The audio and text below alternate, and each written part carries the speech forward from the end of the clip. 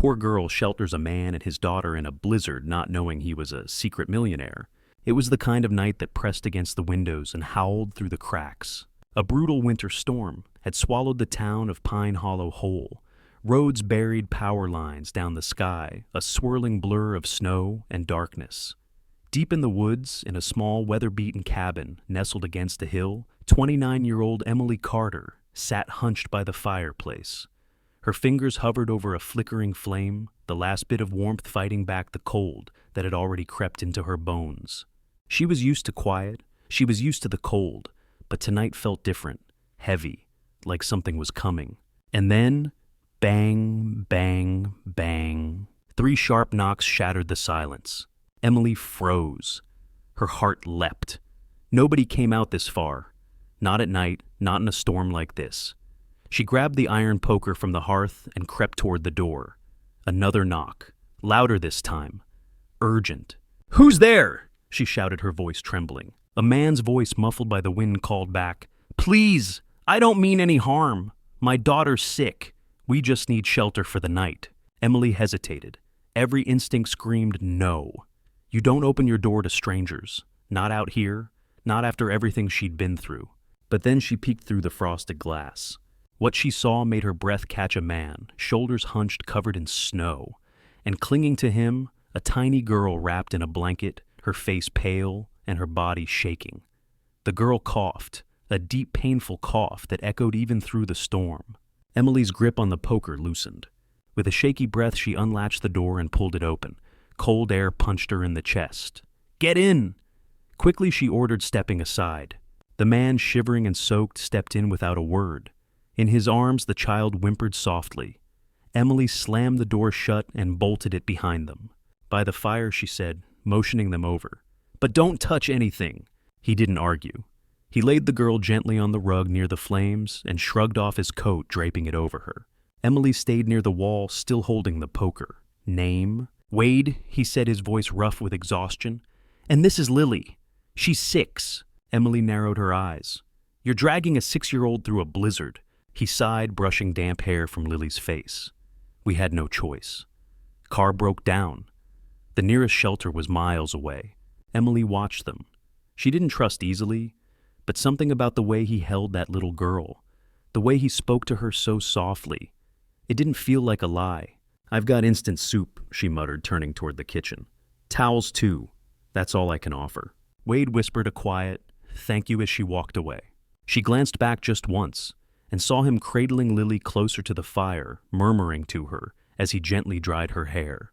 The girl coughed again, but this time it didn't sound as desperate. Outside, the wind raged. Inside, a fire crackled. And for the first time in a long while, Emily Carter wasn't alone. Emily kept her distance. She leaned against the edge of the kitchen counter, arms folded, watching the man and his daughter as if they might vanish if she blinked too long, or worse, reveal something darker. Trust wasn't something she handed out easily, not after what happened in Denver 2 winters ago. She had learned the hard way that kindness could be dangerous.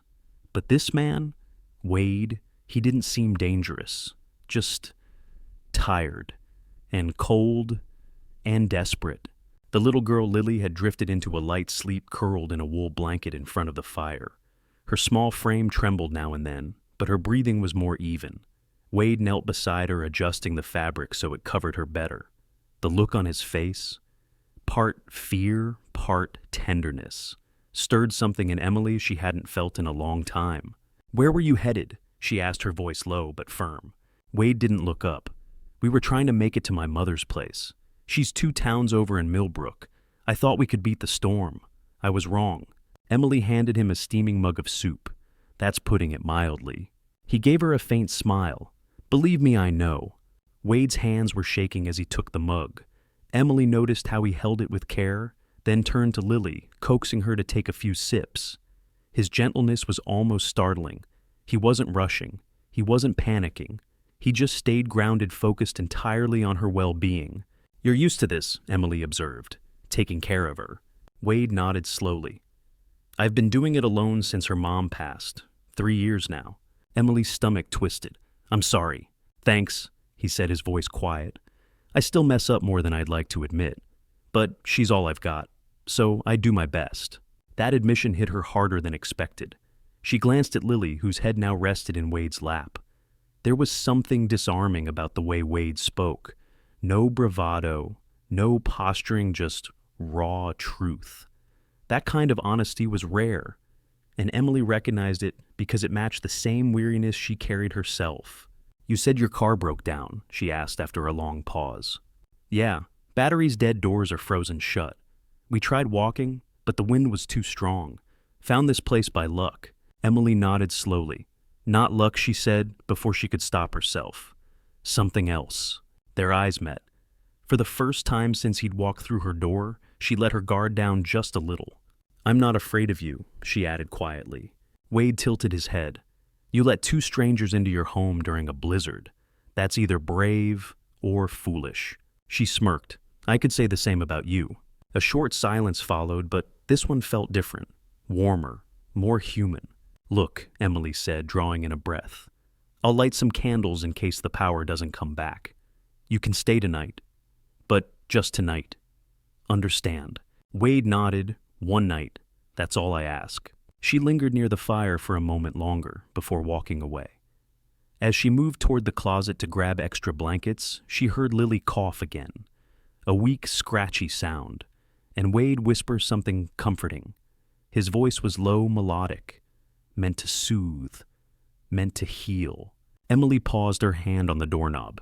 Maybe this night wasn't a mistake after all. Morning came, but the world outside hadn't thawed.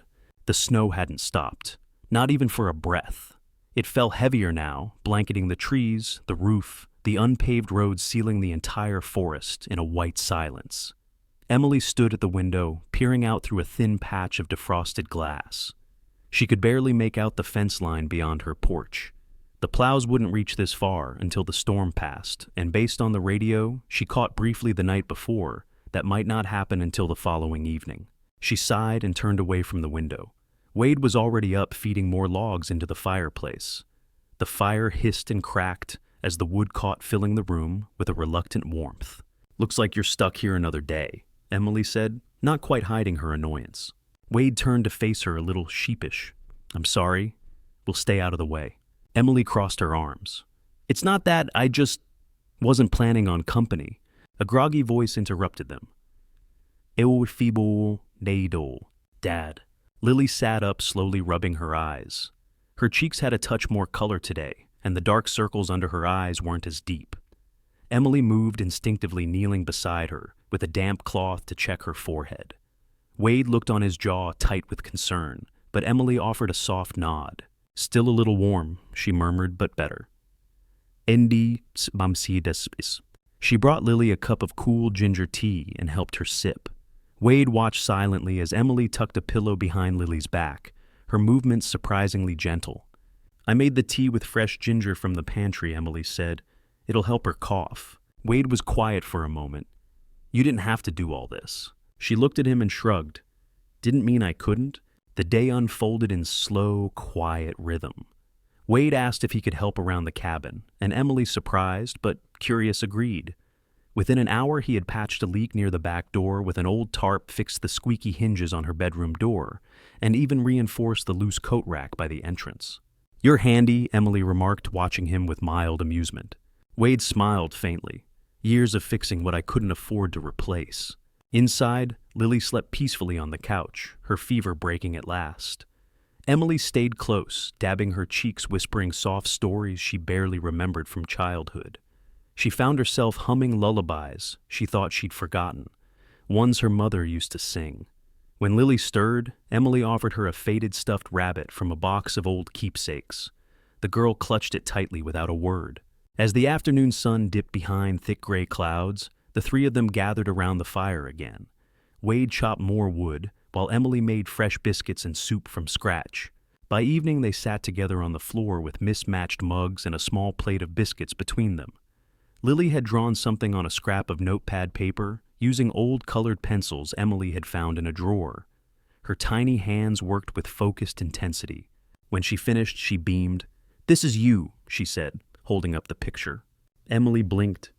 The drawing was simple, but powerful. A cabin in the snow, a tall figure Wade, holding a little girl, and a third figure standing in the open doorway, golden light spilling out behind her. Emily. You opened the door, Lily said proudly. So, you're the hero. Emily stared at the drawing. Her throat tightened. Lily taped it to the wall above the fireplace with a piece of torn masking tape. This is my second home, she whispered. Neither Emily nor Wade spoke. But in the warmth of the firelight, something shifted between them. Something neither of them dared name just yet. The wind had finally eased overnight, settling into a heavy, muffled stillness. Snow still clung thickly to the trees, but the rage of the storm had passed. Morning sunlight filtered through the frost-glazed windows, a pale silver glow, casting long, soft shadows across the wooden floor. Emily sat on the worn sofa, one knee tucked beneath her as she cradled a mug of lukewarm coffee. She watched Wade and Lily quietly from across the room, uncertain of what exactly had changed, but fully aware that something had. Lily was humming to herself, curled on the rug by the fire, with colored pencils scattered in a wide arc around her. She was working on a second drawing, her tongue peeking out from the corner of her mouth in concentration. You've got a little artist on your hands, Emily said, trying to sound casual. Wade chuckled. Yeah, she's always drawing something. Her mom used to call her our little storyteller. Emily smiled faintly but said nothing. She didn't press about Lily's mother. That part of Wade's life was cloaked in silence, and she respected that. Some griefs didn't need to be explained. Lily sat up suddenly and scampered over to Emily with her new creation in hand. This one's better, she said, grinning. See, the paper showed the same cozy cabin from the night before, but now with snowflakes dotting the sky and a chimney puffing soft curls of smoke. Inside the windows, warm yellow light glowed. 3 stick figures stood side by side, one tall, one small, and one with curly blonde hair holding open the door. That's you, Lily pointed. Opening the door, you saved us. Emily's chest tightened. That's very sweet of you, Lily. No, it's true, the girl insisted, then ran to the fireplace and taped the new drawing right next to the old one. Now, we have 2 homes. This one is mine too. Wade watched the moment unfold with quiet awe. Emily didn't notice, but his expression softened as he looked at her. Not with just gratitude, but with something gentler, something deeper. After lunch, Emily slipped away to grab fresh linens from the hallway closet. Her hand hovered over the stack of blankets before she reached up and pulled down the top one, a white quilt with delicate blue stitching. It had belonged to her grandmother, hand-sewn decades ago, and Emily had only ever used it once. She stood for a moment, debating whether to give it to strangers. But when she returned to the living room and found Wade kneeling beside Lily, gently cooling her forehead with a damp cloth, and whispering something low and comforting, her doubts melted. He had no idea she was watching. Emily stepped forward and quietly offered the quilt. Wade looked up, startled. This is beautiful. It's warm, she said, and clean. Their hands brushed as he took it from her. For a moment, neither moved. She sat by the fire again, this time closer than before. The silence that followed was peaceful, heavy with meaning. Lily dozed off again beneath the soft quilt, and Wade leaned back against the hearth. You didn't have to let us in, he said suddenly. You didn't have to do any of this. Emily looked at the fire. I know. He glanced at her. You're not pretending to be brave, are you? She shook her head. No, I am brave. Just tired of being alone. The corners of his mouth tugged upward in a faint smile. Then, maybe tonight wasn't such a mistake. Outside, snow still blanketed the world, but inside the cabin for the first time in years, the warmth wasn't just coming from the fire. It was coming from the people sitting quietly beside it. The next morning, Emily stood on her porch wrapped in a thick coat, her boots crunching softly on the hardened snow beneath her. The storm had finally passed, leaving behind a silvery stillness. Overhead, the clouds were thinning, giving way to patches of pale blue sky. From the edge of the woods, she could just barely hear the distant grind of county plows working their way down the main road. Inside the cabin, everything felt quieter than usual. Not just because the storm was gone, but because Wade and Lily were still asleep, tucked together on the couch under the white quilt. Emily hesitated at the door, watching them for a moment. Something inside her tugged gently like a thread, pulling from a place she didn't know still had feeling. But she had a shift at the diner in town. First one in 3 days. She couldn't afford to miss it. So she made a fire, restocked the wood bin, and scribbled a quick note. Back by 4. Make yourselves at home. Emily. She left it on the kitchen counter, just beside a bowl of fruit and the tin of tea. As the shuttle pulled her away from the woods and into the snow-cleared streets of Pine Hollow, Emily found herself distracted. The clatter of the bus, the quiet chatter of bundled passengers, it all faded as her thoughts returned to the cabin, to the girl's drawing, to the look in Wade's eyes as she handed him her grandmother's quilt, to the strange, aching quiet they left in their wake. All day at the diner, she was offbeat. Every time the bell above the door jingled, she looked up half expecting to see Wade and Lily there, maybe looking for her, maybe just needing another warm meal. But they never came. When her shift ended, she rushed to catch the last shuttle back toward the foothills. The sky was a dusky pink by the time she trudged up the path, to her cabin boots sinking into a fresh layer of powder. The porch was quiet. No footprints in the snow, no voices inside, no laughter. Her heart dropped. Emily pushed open the front door. The fire had burned low, casting long shadows across the room, but the space was clean. Too clean. The couch was neatly arranged. The quilt was folded, resting gently on the armrest. The soup pot had been washed and dried. Even the mugs had been placed upside down on a dish towel. They were gone. Emily's stomach tightened. She stepped slowly toward the kitchen, and that's when she saw it. A folded piece of cream-colored paper sat in the center of the table.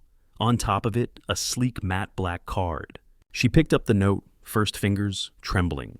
Thank you for the warmth. Thank you for the kindness. Thank you for reminding me that people like you still exist.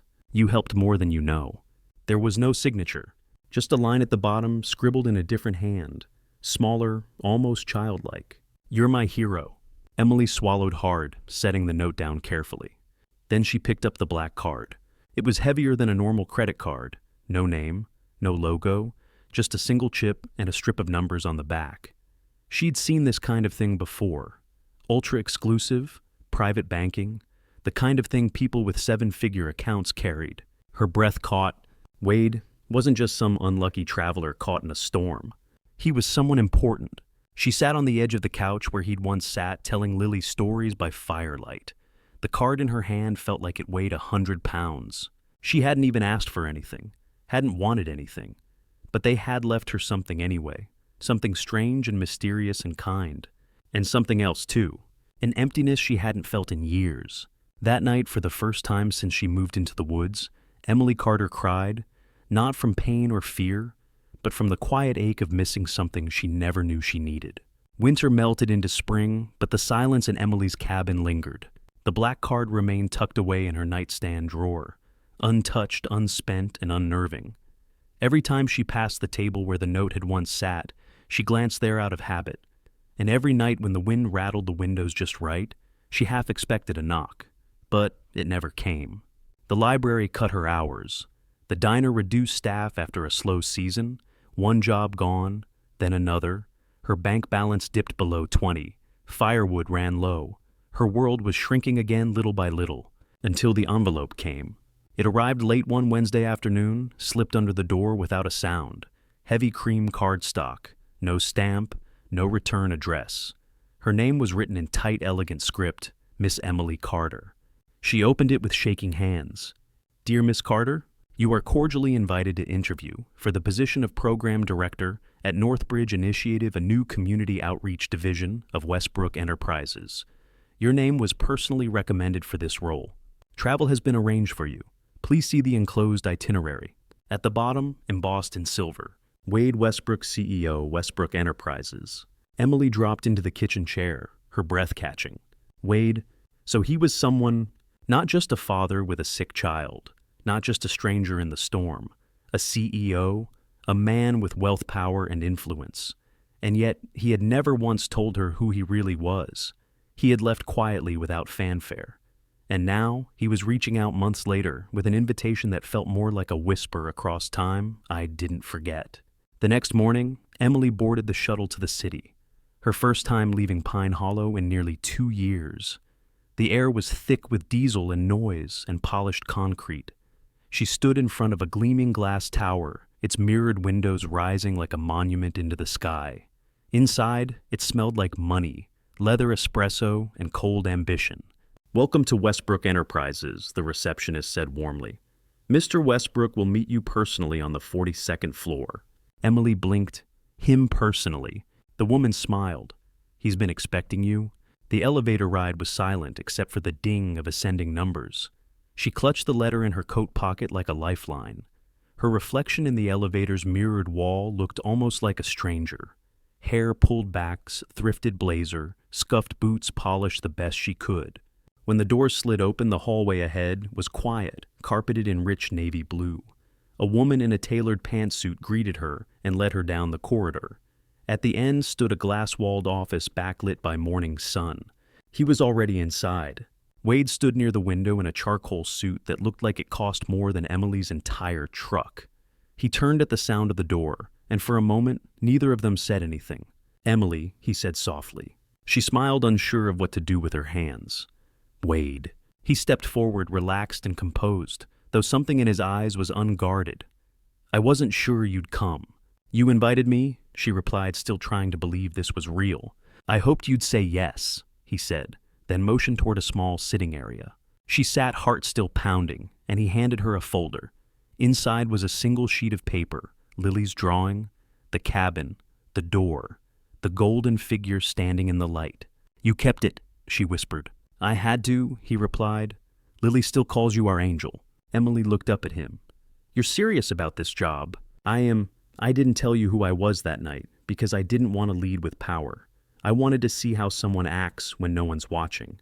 And what you gave us, that warmth, that trust, it's what this whole initiative should be built on." She stared at the paper, then back at him. Her voice caught, This isn't about charity, is it?" He shook his head.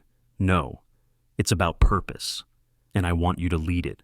For a long moment, Emily said nothing. Then she nodded. "Okay," she whispered. "Let's build something real." Emily's first day at Westbrook Enterprises felt like stepping onto another planet. Everything gleamed, the marble floors, the glass walls. Even the air smelled filtered and expensive.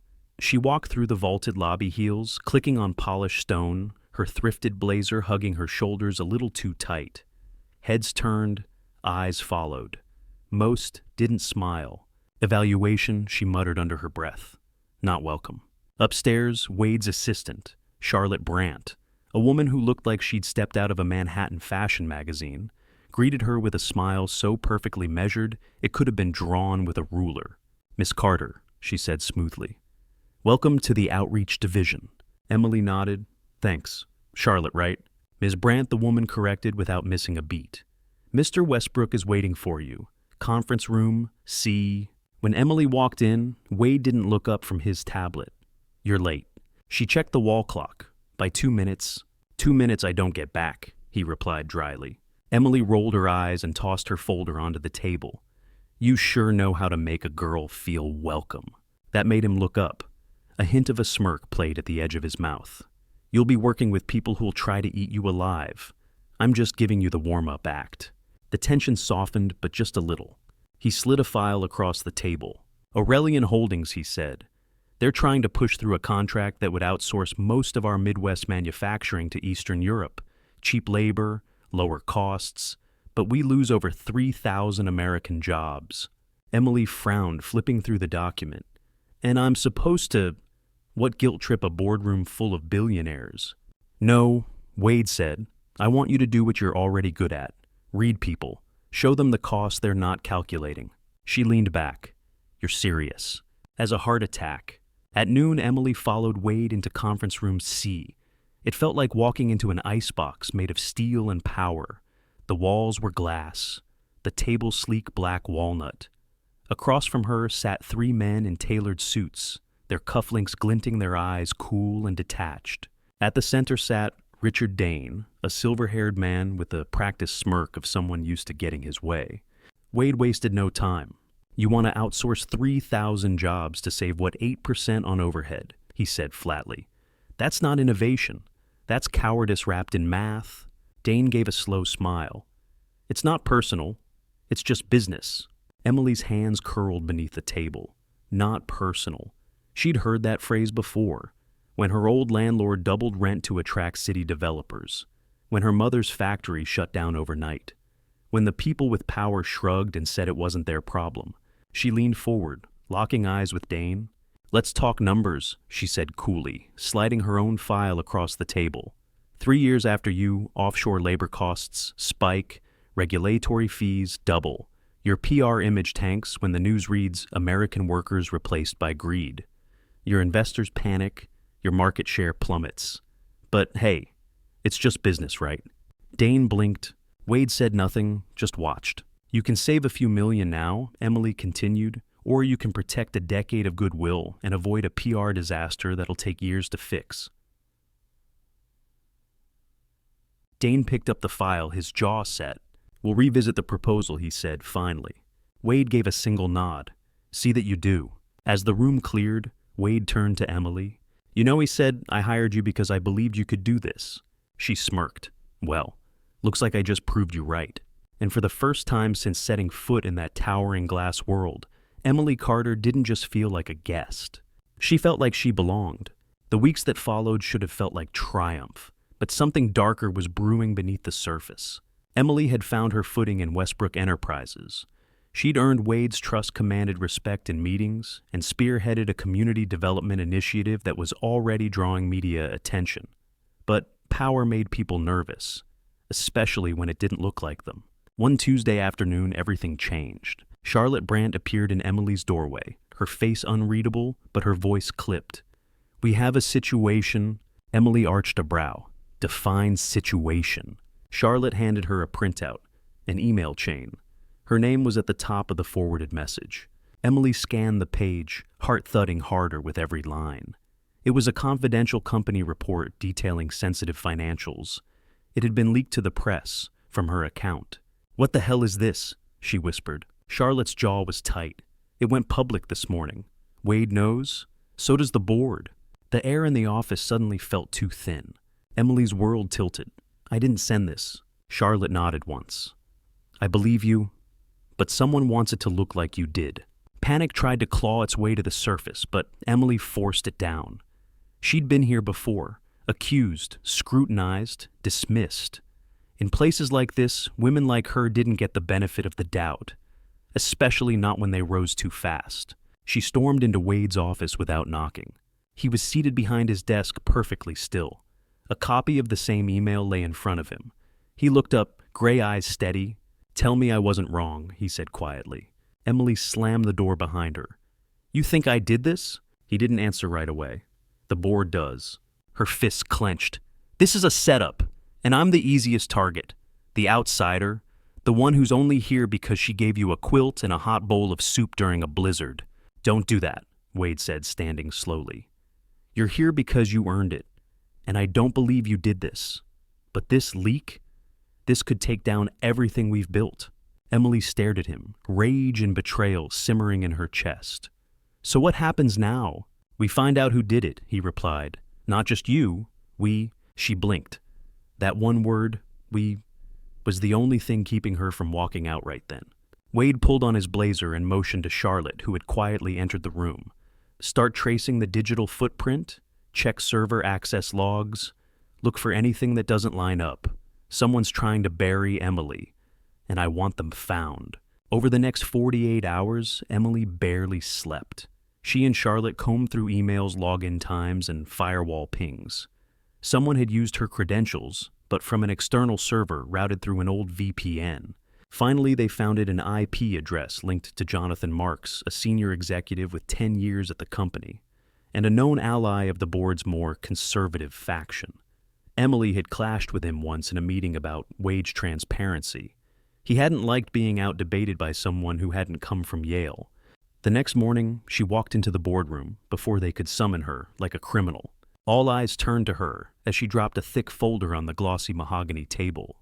"This," she said, "is everything you need to know. Login times, email routing paths, bank transfers, and phone logs to a financial reporter." Jonathan Marks went pale. One of the older board members leaned back.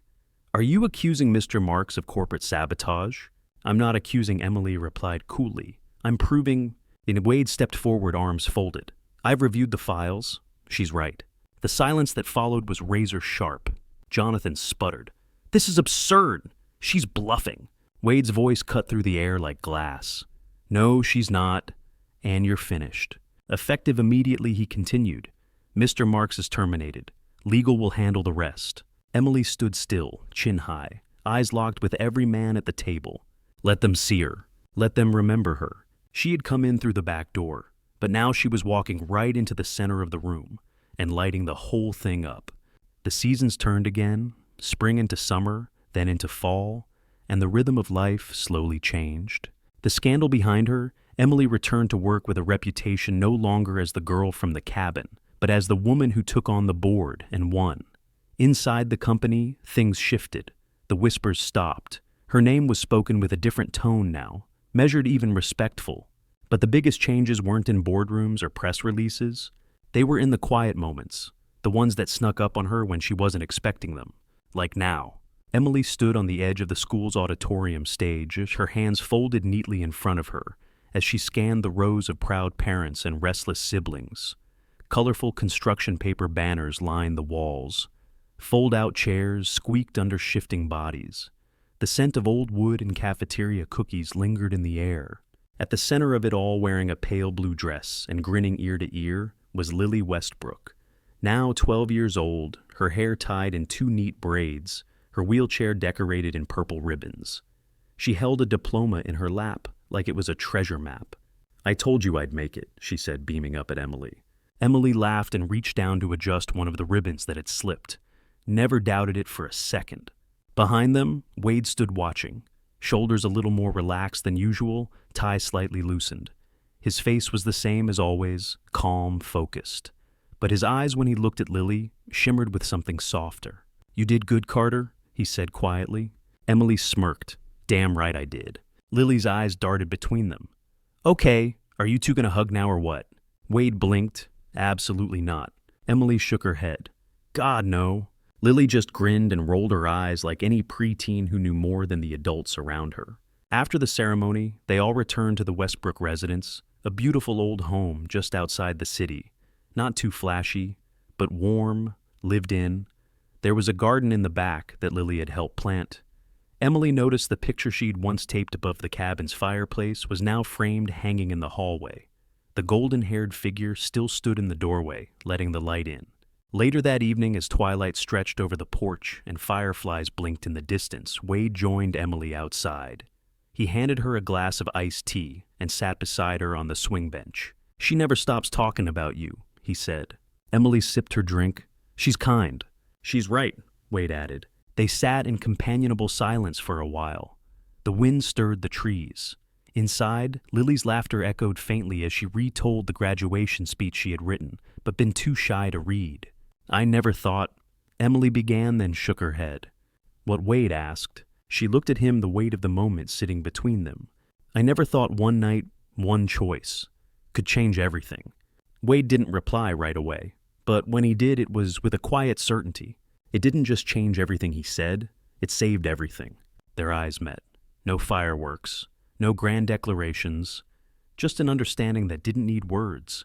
They had become a family, not by blood, not by legal titles, but by something stronger, choice, trust, the slow building of something real.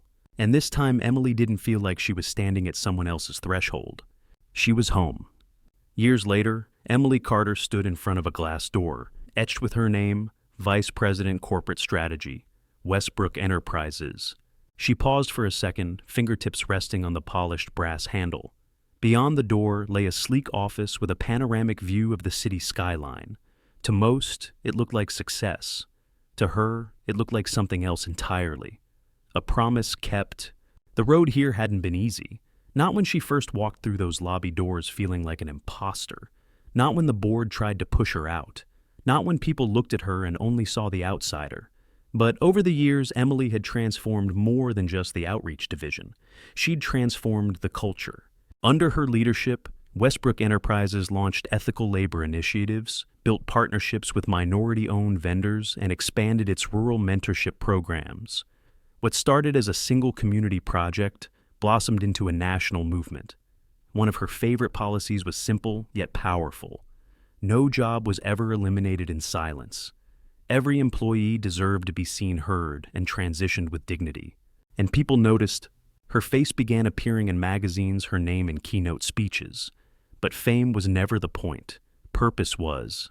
That same quiet, steadfast purpose that began the night she opened her cabin door. One afternoon, she stood at the ribbon-cutting ceremony of the Carter Westbrook Foundation Center, a place designed to provide scholarships, youth programs, and small business resources to underserved communities. The sun filtered down through a cluster of maple trees. Cameras clicked. Reporters whispered. But Emily's eyes were on Lily now, a freshman in college standing beside her, her hand tight around the ribbon scissors. "You ready, kiddo?" Emily asked. Lily grinned. "I was born ready." They cut the ribbon together, laughter rising into the autumn air. Behind them, the building shimmered with new hope. Later, as guests mingled and music played softly in the background, Wade approached Emily with a plate of cookies he'd awkwardly assembled from the dessert table. "I still can't believe you made me put my name on the building," he muttered. Emily raised an eyebrow. "You fought me on the order of the names." "That's your fault."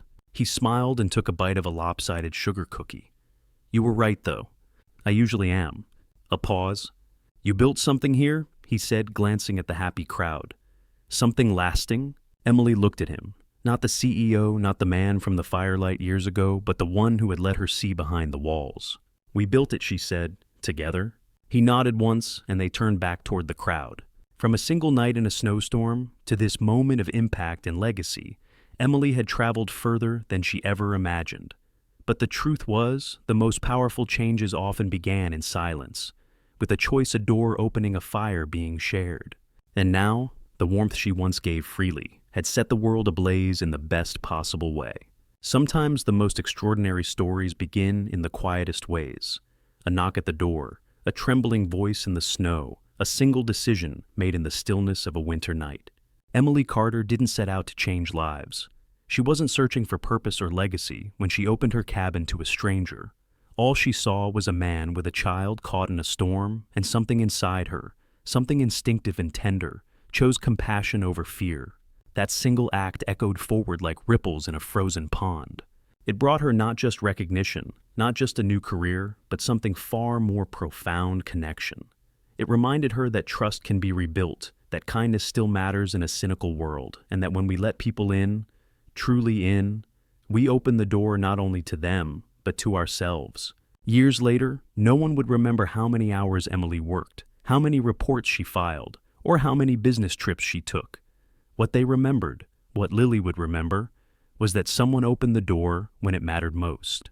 So if there's anything to take from Emily's journey, it's this. You don't have to be powerful to make an impact.